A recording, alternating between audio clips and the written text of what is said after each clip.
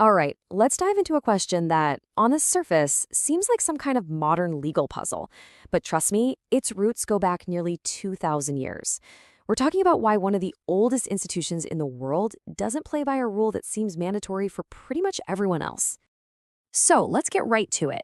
You see all these massive organizations, and that includes a lot of religious ones, and they have to register with government bodies like the Securities and Exchange Commission, the SEC, just to operate legally. So the big question is, why is the Catholic Church, one of the largest and most influential institutions on the entire planet, the major exception here? What's going on? Now, the answer isn't some secret loophole or a special favor. It's actually all about a fundamental, and I mean fundamental, misunderstanding of what the church's legal identity even is. And the entire thing, really, it just boils down to these two little words, recognized and registered. They might sound kind of similar, but in the eyes of the law, and in history, they represent two completely different worlds. So, yeah, let's break down exactly what this distinction means, because this is really the key to the whole puzzle. Okay, check this out. Registration, that's when a new group goes to the government and says, hey, can you please give us permission to exist legally? But recognition, that's totally different. That's when the government looks at an institution that's already there, one that has its own history, its own reality, and just says, okay, we see you. We acknowledge that you already exist. One is asking for permission, the other is getting a nod of acknowledgement. And that huge difference is precisely why the church sees itself as a historic institution, not a modern corporation. And it all goes back to its origin story. You know, from its own theological perspective, the Catholic Church doesn't see itself as a business someone cooked up in a boardroom.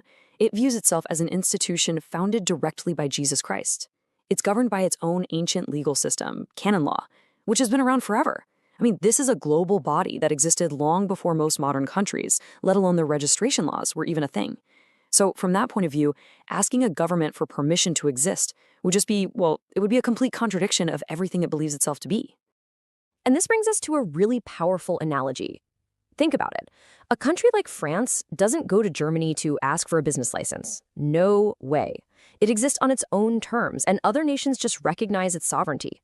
And that's exactly how the church views its relationship with governments. It sees itself as an entity with its own reality, not some subsidiary of the state. Right. But that brings up a really obvious question, doesn't it? If that's the case for the Catholic Church, why do so many other totally respected religious groups take the exact opposite path and register with bodies like the SEC? Well, the answer really just comes down to practical necessity, and it's all tied to when they were founded. Most other denominations got their start in the last few centuries. So to function in our modern world, to own property, open a bank account, be a legal charity, they have to be created as a legal entity under civil law. While the church in many legal systems is treated as something called a corporation sole, this ancient idea of an enduring office. These newer groups have to form standard nonprofit corporations. For them, registration isn't really a choice, it's the only way to exist legally. And let's be super clear about something. An SEC registration is a legal document, not a theological one. All it does is prove that an organization was legally formed and follows the government's rules.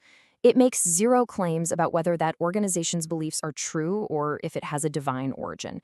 It's all about legal paperwork, not historical authenticity. And that brings us right back to the core argument for recognition over registration, the simple, powerful fact of antiquity.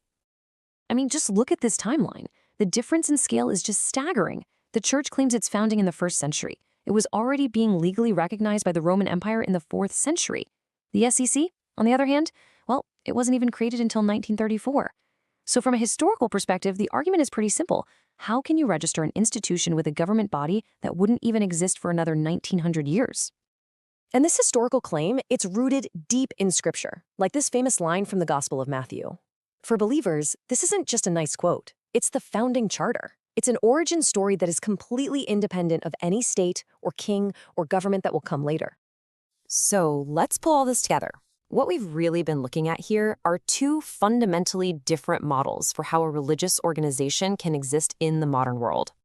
And here they are, right next to each other. On one side, you've got the recognition model, claiming an ancient divine origin, operating under its own authority, and just being acknowledged by the state as something that's already there.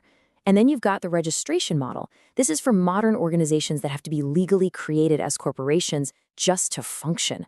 Two totally valid paths, but they stem from two completely different origins. And in the end, this whole explainer really boils down to one big thought-provoking question. When we look at any institution, what truly defines it? Is it the paperwork it files with a modern government today? Or is it the history, the identity, and the continuity it claims for itself across millennia? The answer isn't simple, but just understanding the question, well, that's the key. Thanks for tuning in.